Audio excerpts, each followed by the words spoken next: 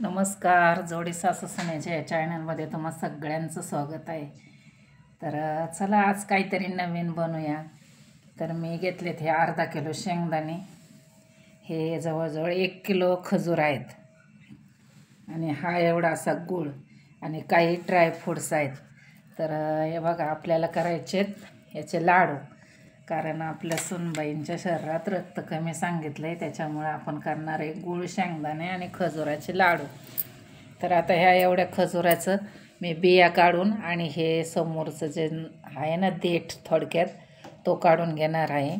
तर चला आपण आधी खजूर साफ करून घेऊ आणि नंतर मग हे सगळे पदार्थ मिक्स करू. तोपर्यंत शेंगदाणे भाजायचे आणि छान बारीक करून घ्यायचे.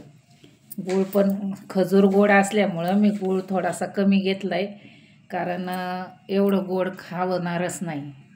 तर ठीक आहे, चला आपण आधी खजूर साफ करून घेऊया.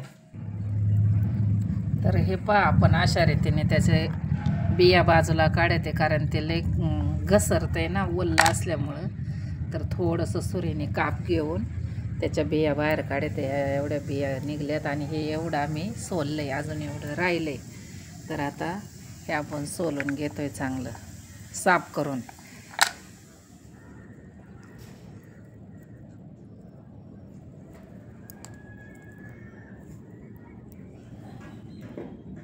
खरंच याला खूप वेळ लागतो आहे बरं का.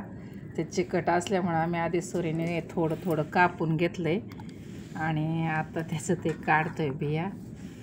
खूप वेळ लागतो आहे त्याला. तर हे बघा एवढे बिया निघलेत आणि हे एवढे खजूर निघलेत. तर आता मी ना हे बारीक करून घेणार आहे मिक्सरमधून. आणि शेंगदाणं पण चला आता मस्तपणे भाजून त्याचे टरकलं काढून घेऊ. चला आपण ना या शेंगदाण्याच्या थोड्या थोड्या साली काढून घेऊया. तर वरोट्या पाट्याने थोडंसं हलक्या हातानं हे केलं ना त्याच्या साली निघतील आणि मग आपण ते मिक्सरमध्ये छानसं वाटून घेऊ. हे बघा अशा साली निघतात, सगळ्या साली निघणार आता या.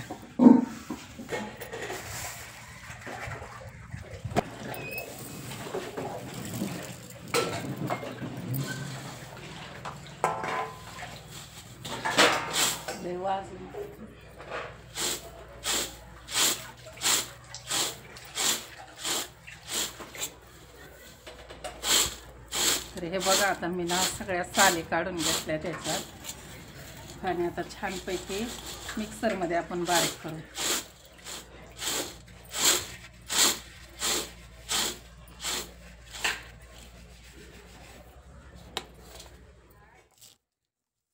तर आपण त्यासाठी एवढे ड्रायफ्रूट घेतलेत आणि हे वेलदोडं. तर आपल्याला ना अजून यामध्ये अक्रोड घालायचं होतं, पण ना माझ्याकडं होतं अक्रोड, पण ते खराब झालं, खौट लागायला लागलं, म्हणून मी काही ते अक्रोड घालत नाही. तर आपण ह्या 3 वस्तू घालून मस्तपैकी हे खजूर छानपैकी अगदी मिक्सरमध्ये बारीक करून घेऊ आणि हे शेंगदाणे. तर आता मी मिक्सरमध्ये सगळं काही बारीक करून घेते, एकत्र करूया आपण हे सगळं. तर मी आधी शेंगदाणे बारीक करून घेते. खजूर जर घेतले ना तर ते चिकट होईल सगळं, म्हणून आधी शेंगदाणे बारीक करून घेऊया आपण.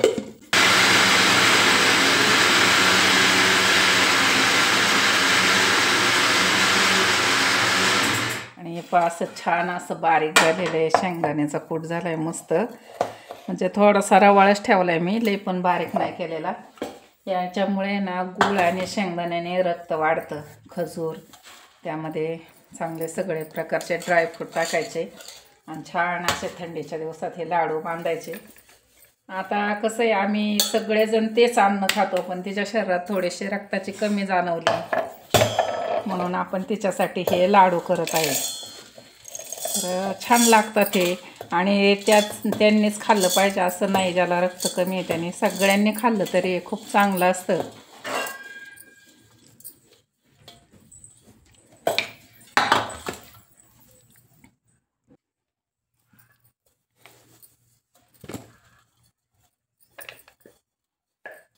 आणि आणि आता आपण एक खजूर बारीक करून घेऊया.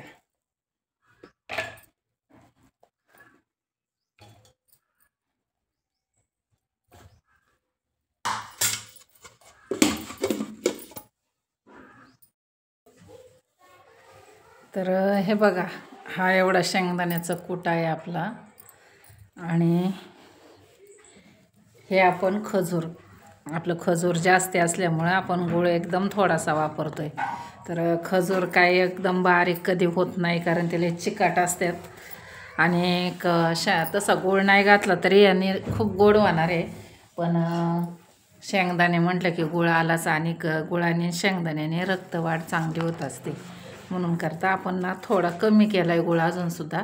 तर हा एवढा गुळ टाकणार आहे यामध्ये. आणि हे आपण ते काजू बदाम वेलदोड्याची पावडर करून घेतली, तर ते आपण आता यामध्ये मिक्स करून घेऊ. आणि हे सर्व मिश्रण एकत्र करू आपण. लय छान पौष्टिक असे लाडू होतात आणि ह्याने रक्तवाढ होते शरीरात.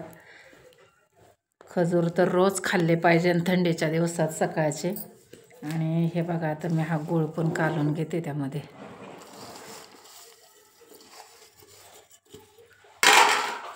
अगदीच मस्त लाडू होतात. आता मी चांगलं मळून घेते. तर चला, आता आपण यामध्ये ना, आता मी हे तूप गरम करून घेतलं आहे आणि आता यामध्ये आपण ना तूप टाकून घेऊ.